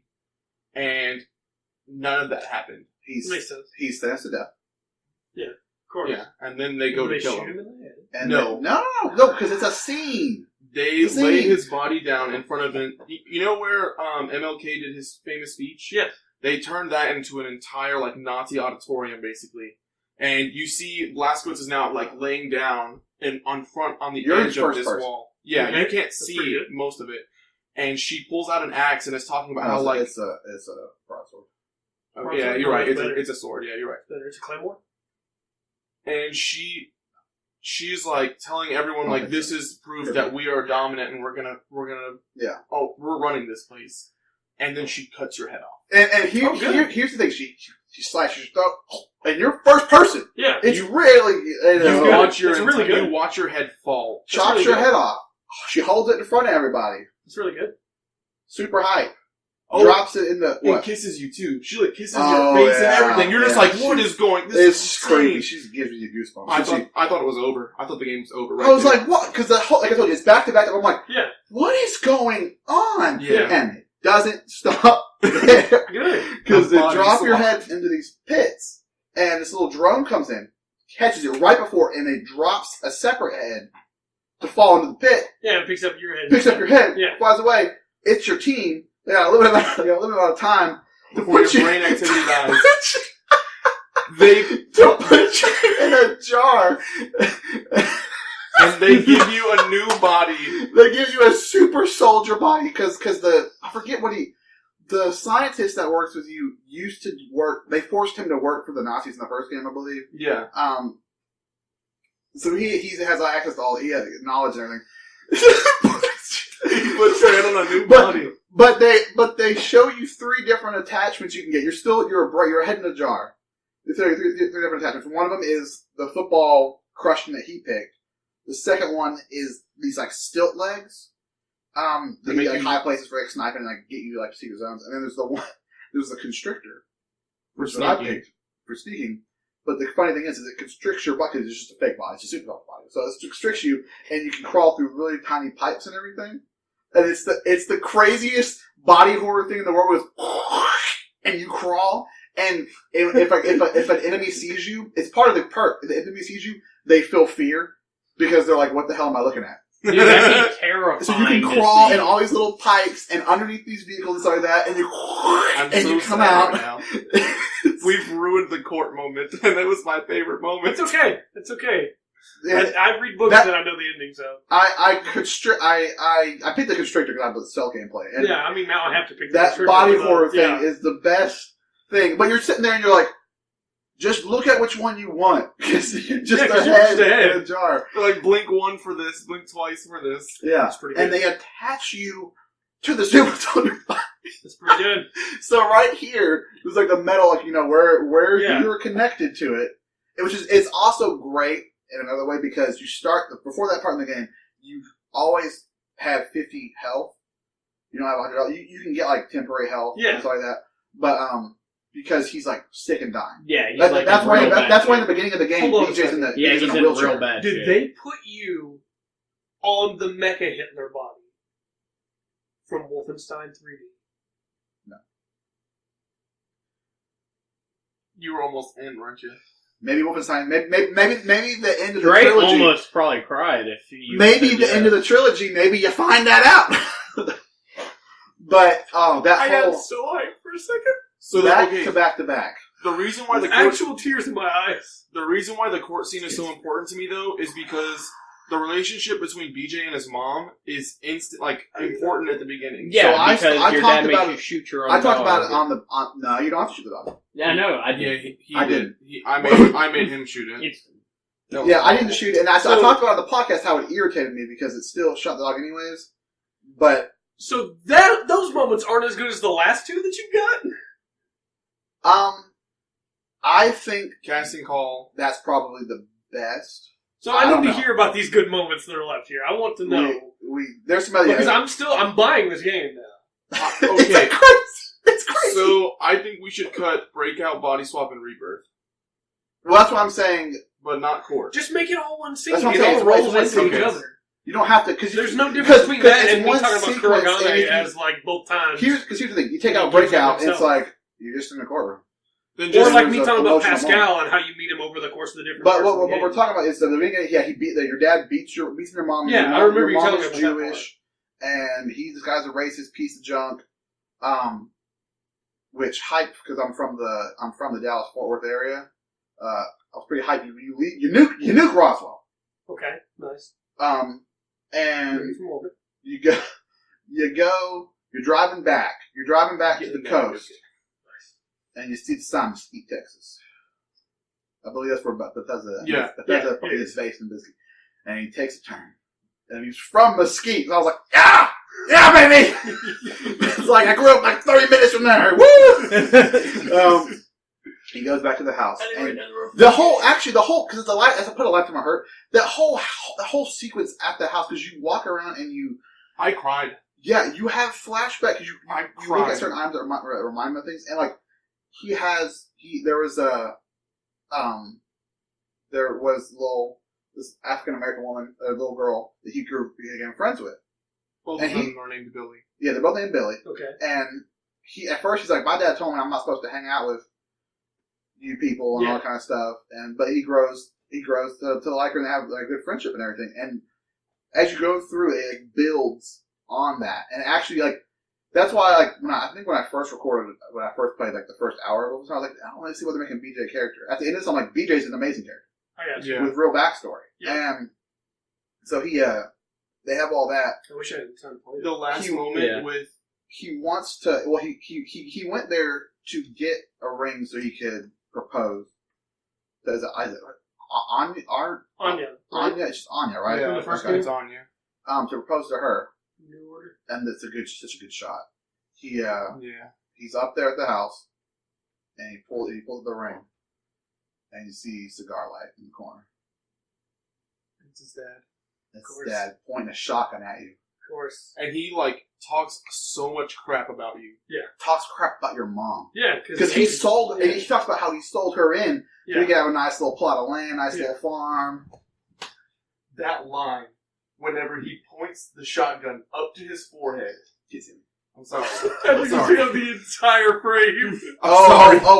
Where he shoves the shotgun into his forehead and he goes, when I was younger, I would have been afraid of you. And he stares right into his dad's eyes and goes, not anymore. Nice. Yeah. Oh, I mean, he died at that point once already. He pushes the gun aside. No, this is before. Nice. This is before. Oh, that's before all that. Okay, nice. He's sick at this point. That's BJ Blazkowicz. He wants to get married because at this point he's like, I'm not going to see my kids grow up. Yeah. But I want to at least do this right for her. Yeah. This is why he gets caught. Yeah. Because his dad called him. His dad sold him out. Yeah. He's a piece of garbage. So you killed your dad too, which was bittersweet. It sounds like they did a really good job with BJ as a character, actually staying true to who he was in the old games as well, where he wasn't a character, but still was amazing. And also stayed true to the fact that Wolfenstein is an action game, and the Nazis picked your house up with you in it. So you're fighting through the house at all these different angles, and it's rotating, and you're having to fight. Why did you bring this up during the best action debate? It's amazing. Yeah, dude, I was over here. I wanted it. I would have given in with that. I wanted it. And everyone's like, the house. You hear him coming. I'm like, okay, because I think to myself, the outside area outside the house isn't that big. It was just big enough to let you explore a little bit. Like, how are they gonna? Oh, they're not. They're picking up. They're picking up the They're picking it up. You take all the legs off that are attached, like the claws that are attached to the house, and you fall from that height, and that's why you get caught. Is because he hits the ground and he can't move. Yeah. So actually, that is kind of part of the same. The whole game is just. That's what I'm saying. It all sounds like you rolled into one moment. Yeah, because here. the only moment that's not in that sequence is casting call, and this moment was really intense. So leave it called A Lifetime of Hurt because that sounds like it fits really thing. Well with A Lifetime of Hurt is literally that's BJ's past leading into the second half of the game, leading into Rebirth. And then what is casting? Oh, casting. Oh, go ahead and wipe the rest of that. And just leave it at. Just that way we can see a change on the board. So this is casting call is well before Lifetime of Hurt. Okay, is it so much? No, it's not. No. You get your body put back together and you go to Venus. You're right. You're fixed by that. Right. That's right. They casually say something about we're going to Venus. I'm like, that's funny. Oh, I'm going to Venus. You made that comment to Chase a minute ago, and I was like, he is pulling Chase's leg. So Chase smirked at me, and I nodded at him. He goes, like, what? So Wyatt is like on drugs the whole time, and he's tripping. Yeah, I've heard about that. I forgot about that. Yeah. And Wyatt is like, I got it, man. What you're gonna do is you're gonna fly to Venus, and we're just gonna go straight up into the sky, and we're just gonna keep going. And then like Anya's like, no, I got a different idea. And then you're like, oh, it's not going to Venus. And then you see a picture of Venus, and then it turns out you're going to Venus. You're going to Venus, but you're going to Venus as an actor to try out as a part of BJ Blazkowicz in the propaganda film. That's pretty good. About them overcoming and beating BJ. That's pretty good. So you go there. It's you and 3 other guys. You go there, and he's got a little fake mustache and everything on. Well, one of the guys is Ronald Reagan. Okay. There's a little special character that comes in. No way. Yo, you didn't know that? No. They hinted off to it, and then sure enough, the giant bomb thing sealed it for me because they pointed out all the details together. It's Ronald Reagan. The voice, that's pretty cool. Oh, it's something Ronald Reagan, and then they pointed. Ronald Reagan was an actor. And he absolutely. It was Ronald Reagan. That's pretty good. Wait, hold on. Just like Jimi Hendrix in the first game. Yeah. Well, in this game, Ronald Reagan gets shot because it wasn't good enough. Hold on. Who did he get shot by? Who did he get shot by? President Reagan? No. By Adolf Hitler, baby. Because Hitler is there watching the... He's there, because he's an artist. Hitler went to go watch plays all the time. He's an artist, yeah. And he's got this bathrobe on, he's like bombing, he's old and decrepit at this point. He's like the 60s. He's dying. Yeah. He's dying, he's old and decrepit. He just blows him, he just blows Ronald Reagan away. He's crazy. Yeah. Hitler is really good. Well, he called him a Jew. Yeah. He was like, you're a Jew, and ended up shooting him. So, really good. So you have to record lines at one point. You have to repeat the lines right. It's like written on your hand. And apparently it's fun. Apparently there's a lot. They said on Giant Bomb one, if you miss them, it's like super hilarious because apparently at one point BJ will say the wrong thing and then deadpan look at the camera like, what are you doing? And he gets killed. Yeah, apparently that's what happened. That's what they said on the Giant Bomb. I haven't got back to try it. I need to replay that moment. There's a point where you get the lines, but you have to show them, the action. You have to show them, you're just a piece of garbage beating up on these good Nazi men, and that's a clip. That's somebody's clip. So it's like down to you and one other guy. Yeah, and the other guy goes in there and can't fight the super soldier. So the super soldier, the guy's tries to act, and the guy punches him. The guy starts crying because his face is all busted. It's like cut, and does Hitler kill him? Yeah, Hitler kills him. Well, then it's your turn to go up there. And Hitler's laying on the ground, just kind of by his own pull, because he pisses in the corner. He's and he's just laying there, watching it with a gun in his hand. He's a king at this point. So and I was like, man, what's going to happen? Because you don't walk to the ground. I walk to him and press the mouse one button, and you stomp him out. You kill him. Wait, you didn't know that? What? You didn't know that? Yeah. If you press the attack button, you stomp out. Now, of course, with all those giant mechs and everything in the room, so you die. Yeah. You get the achievement for killing Hitler. I mean, dang it! Why didn't I do that? Well, obviously, you don't really hate Hitler, not do you? I was just doing the story mission. I didn't know. So you go in there, the casting call. You go in there to fight the super soldier. This scene is so cool. And BJ just demolishes him. Just starts hitting him with his own gun. Makes all blood and guts everywhere. Shoots him in the head. And it just brutalizes him. And the lady's holding a card for you to read. And BJ doesn't read the card. He's like, is that what you wanted? Just goes off on him, like BJ Blazkowicz would. Yeah. And then her and Hitler were both like, perfect. It's perfect. Like, so much emotion. It's like, that's because he's BJ Blazkowicz. Because he looks like BJ Blazkowicz, except with dark hair and a big fake mustache. And it's like, you idiots! So, and I think he's dead, because I think that moment should probably be on this list. You get to kill him. It's not actually it's not part of the moment. It is part of the moment. To me, that's part of the moment. I'm like, because it's just a goofy thing. I'm like, oh, what happens if I... You get to pretend to be BJ Blazkowicz I just killed Hitler. And go to Venus and kill Hitler. Like, God! I can't believe that's a sentence I actually just said about a video game in 2017. That you go to Venus, pretend to be BJ Blazkowicz, and stomp Hitler's face. I forgot that Pat pointed out we're like, why it's like, yeah, man, which is weird because I guess you and I both is Wyatt tripping on acid? Yeah, the whole time. He's messed up. He's messed up because the little cartoon thing in the trailer. Yeah, and here's the weird thing: because in the first game you pick Wyatt or somebody else. Yeah. to save. Yeah, I picked the other guy. I let Wyatt die. I saved Wyatt. I saved Wyatt. So I wonder what happens. I wonder what happens because I don't think the character would work. I wonder if they change it. But it's basically because Caroline from the first game at the beginning of this game gets her head chopped off. They're right in front of you. Yeah, they force you to watch it. Oh, yep. And because your body's all messed up and you're old, you're decrepit. Well, no, they're holding you down anyways. You're like in a bath, hospital gown. Yeah. But you use that super bodysuit that she had. You use that for so you can stand up and stuff. That makes sense. Because they get her out of it and she's like crippled. Yeah, I completely understand why they had a completely different category for this. Yeah, because this game. So. The only moment we haven't talked about at all is near ending E. And we need to come up with a list because when does Audacity mess up? About 2 hours. What are we at? We're at 1:31. Okay, hopefully we can finish this in time. Okay. Do what time do you want me? If it's like 1:50, you want me to be like, hey, yeah, if it's like 1:50, do a part 2. Yeah, we'll split it.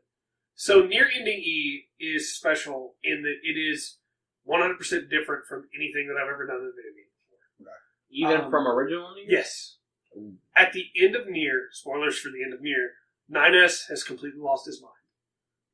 Has gone completely crazy from the revelation that humans don't exist anymore. The humans that created the androids to fight for them have been dead for hundreds of years, and the androids have been lied to, and the androids and the machine life forms are actually both created by the aliens to fight so that the Earth will be completely in ruin so that all the humans die. And 9S is breaking under the knowledge that everything he's done for his entire existence is completely for nothing. That he's died over and over and over again and be re-downloaded into another body that is mass-produced in a factory just so he can fight machine life forms. For nothing. 9S is the hacker. Yes. And he's lost it. He's completely insane. He's yelling that, because by this point 2B's dead. And he's screaming out that 2B died for nothing. Shut up! Shut up! And A2 and him have to fight. And A2's like, there's no point in us fighting here. And 9S just tells her, shut up, and draws his sword.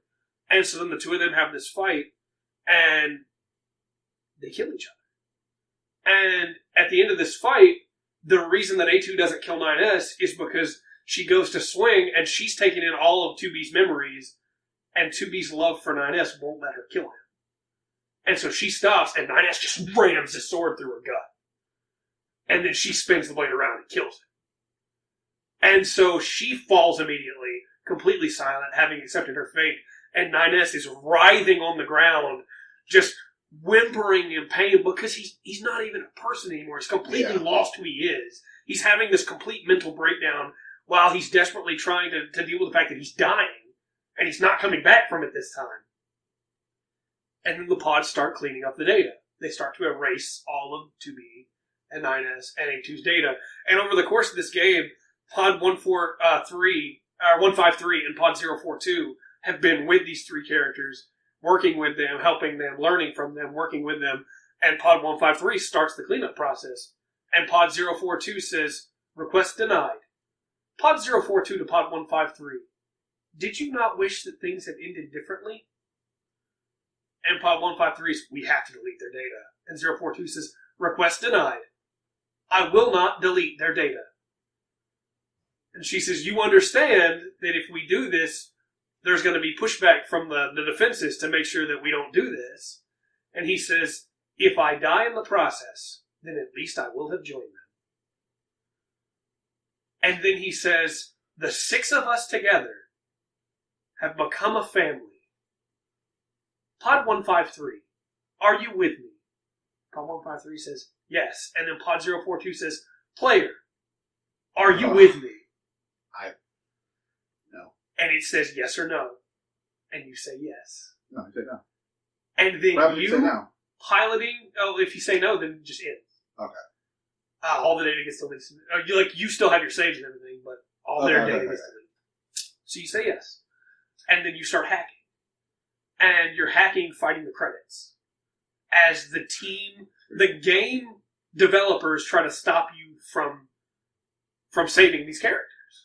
And you and the pods, it's just you hacking, but the pods are there with you. And you're desperately fighting the credits. And the whole time, this chiptune version of the Yorha theme is playing. And as you get far enough in the credits, it switches over to the song. It's seamless transition into a song called Weight of the World, which starts off in the chiptune and then has an English vocal track. And then as you keep going, has a French vocal track.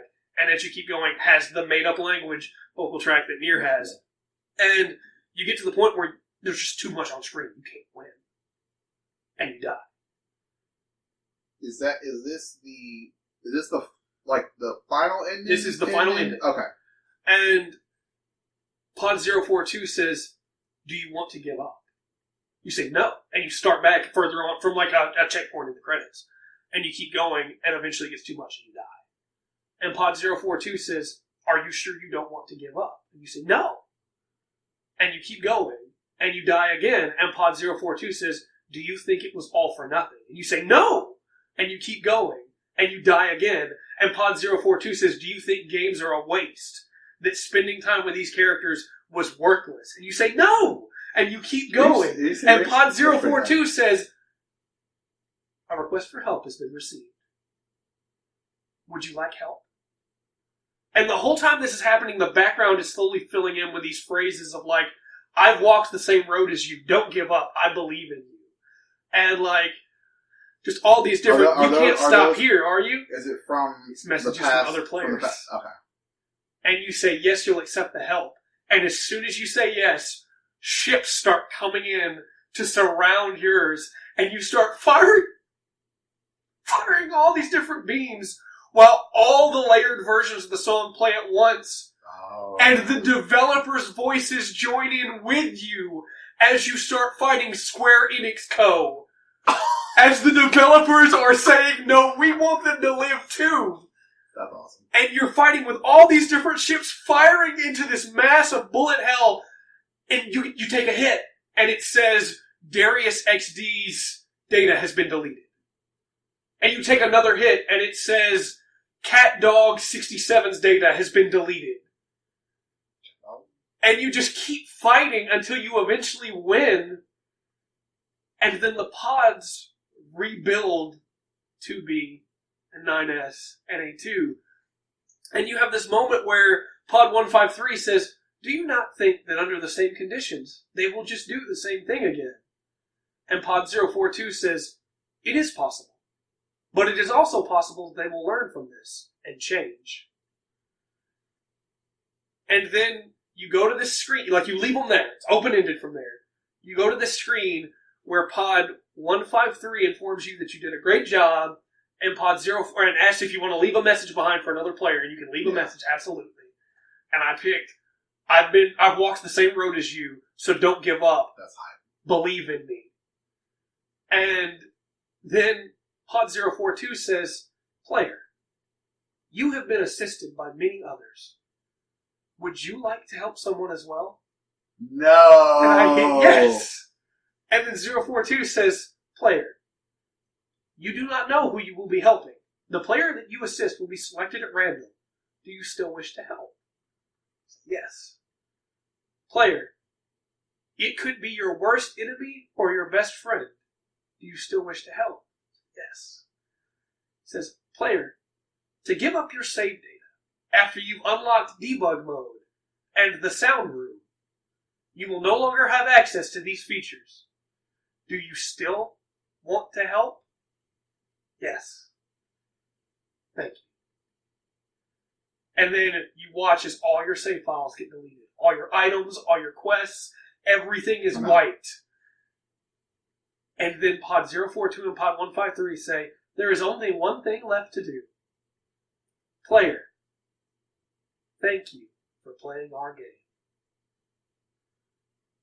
And then you hard cut back to the title. And it does it actually delete all your stuff? Yeah. No, it's gone.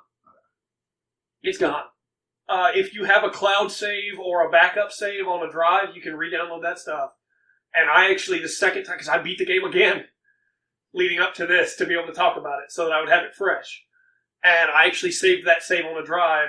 And after I beat NDE, I went back and did it 3 more times so I could put myself back on there to help more people. But it is something that could not be done in anything other than a video game. Yep. And done in such a way that there will not be a moment this year that is better than that for me, and probably not ever. This moment will sit with me for the rest of my life. That's the best moment for sure. I vote. How long does that sequence take, or you have to keep?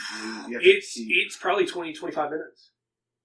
It's a long sequence. Is it so? Because you see, you have to keep losing, right? Yeah. You know what I'm saying? If you're good enough, you can win on your own, I assume. But I'm not that good. Because I had a similar problem with Hellblade, or it was the opposite end of this, I guess.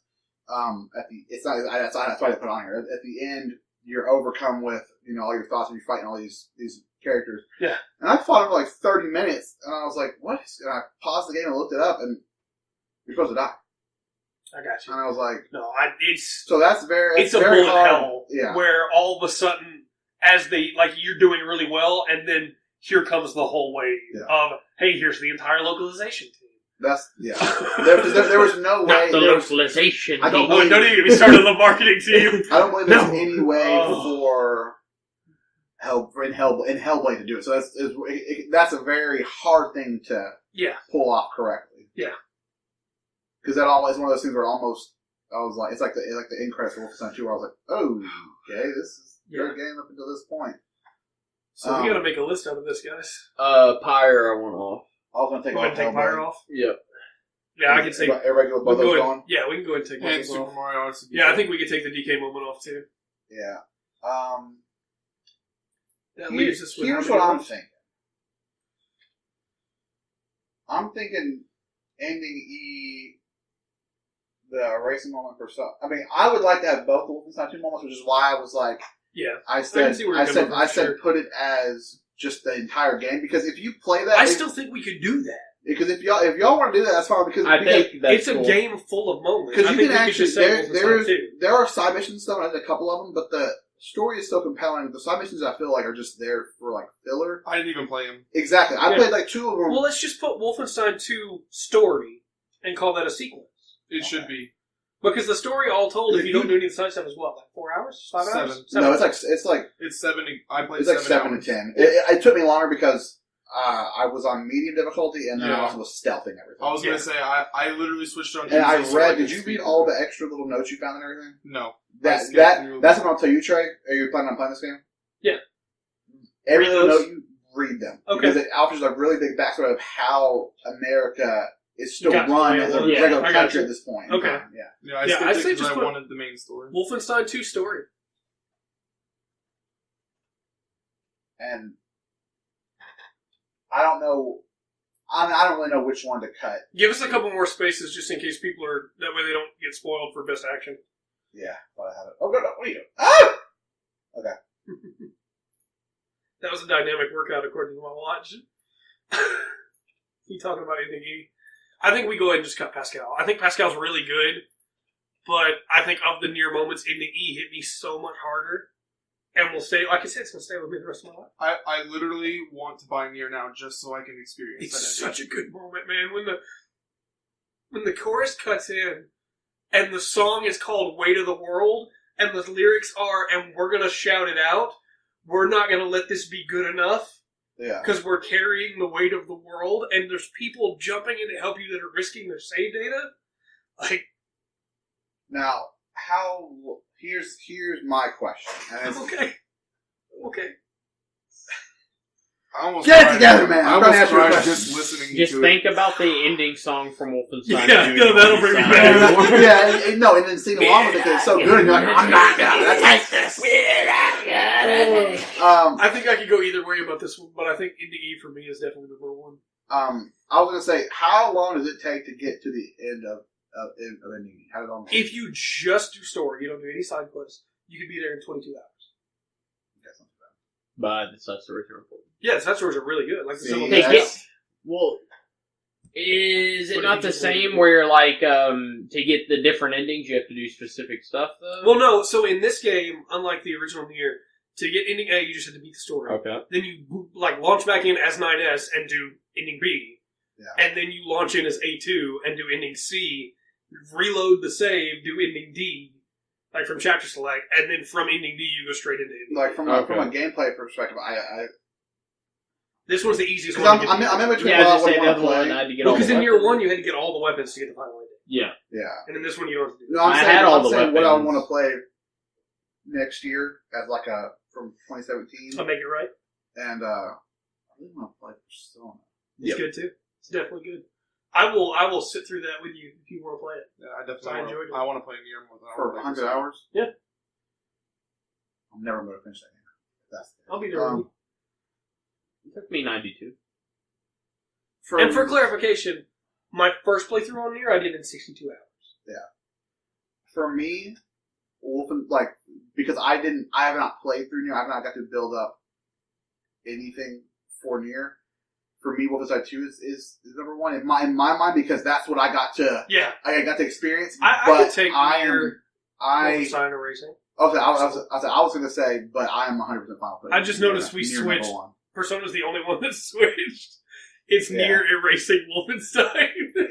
Good old erasing. Chase, how do you feel about that? I'm cool with it. With what? The list being Nier, Wolfenstein, Persona? Yeah. That's... Honestly, the Wolfenstein... So, this is my first Wolfenstein game. This one's very different from the others. I purposely watched the gameplay and read on the story of the first one. Crazy. Yeah. And when I mean to say that this game, literally, I was going to drop it. I was going to quit playing until Andrew literally said it has the best moments of the year in it. Yeah. And I was like, well, now I have to play it because this is something I'll be able to argue. Like you said, 7 to 10 hours. It is just a wild ride because it's just back to back to. There's some gameplay in between, but it's just like back to back to back to back to back. How long do you think it would be if you did all the side stuff? Was there a lot of side stuff? Not really. There's a so. I mean, we're all full spoilers, anyways. Yeah. The other 2 items you don't pick originally, you can go get. Oh, okay. And you can actually pick up updated perks of them as well to scoop them up more.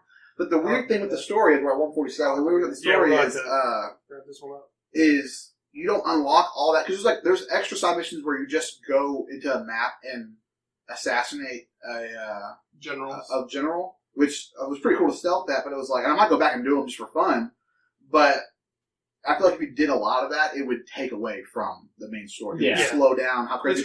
And the thing is, right before the final mission is when it unlocks the ability to unlock to get the missions to unlock the missions to go to the other items and stuff.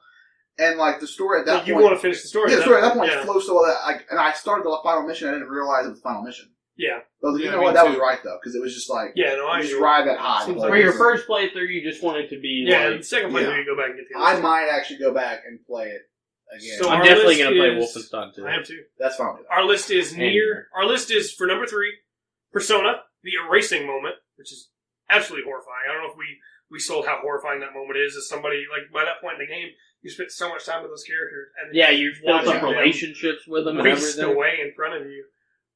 Wolfenstein 2, the story, because it's too hard to decide. I love seeing y'all's faces when we're talking about it. I knew you, like, I knew some stuff, but I can find this game now. It's so amazing. And then our winner is Nier Ending E. Are you happy about that?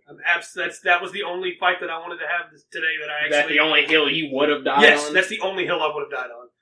Even Game of the Year, I don't care that much about. Yeah. You literally had so much. Yeah, to me, like, once again, top, as long as some games I was crying too, buddy, don't worry. But we are at 149. Yeah, so we'll be back with the next one. Tune in soon.